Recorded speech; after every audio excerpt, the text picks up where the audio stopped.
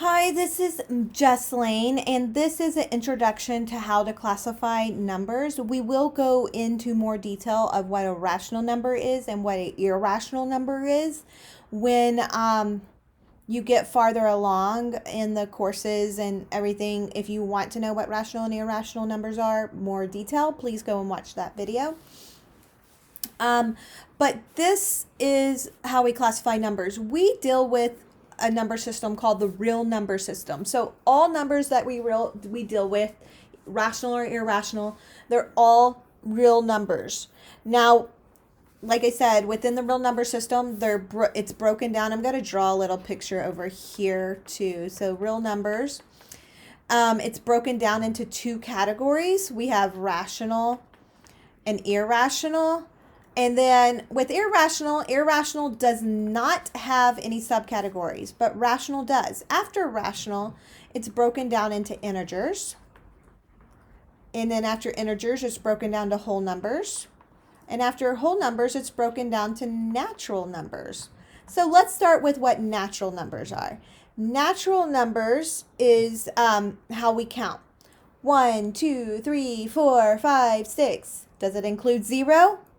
No, because it's not natural. If I say count to 100, you don't go 0, 1, 2, 3. So natural numbers start with 1, 1, 2, 3, and so on. There's no negative numbers. There's no nothing. It's just natural, how you would count. 1, 2, 3, so on.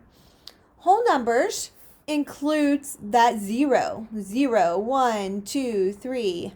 But it's just whole numbers. We're not saying 3.5, 3.4. It's just whole numbers, 0, 1, 2, 3. So technically, if I say, what are the names for the number 2? I can say it's a whole number. I can also say it's a natural number. Okay? It's in both categories. For integers are positive and negative numbers.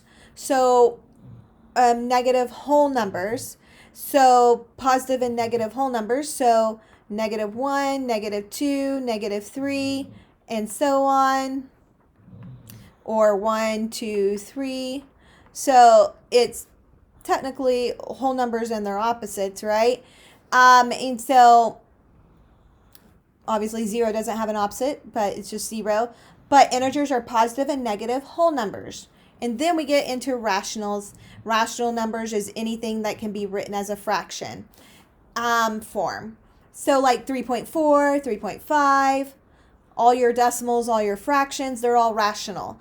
But so for example, if we have 1.2 repeating, this is a decimal that repeats. So a decimal that repeats can be written in fraction form. Like I said, if you want to get deeper into rational and irrational, go watch that video. But a decimal that repeats can be written into a fraction form. So 1.2 has the label as rational. That's its only label. It's just a rational number.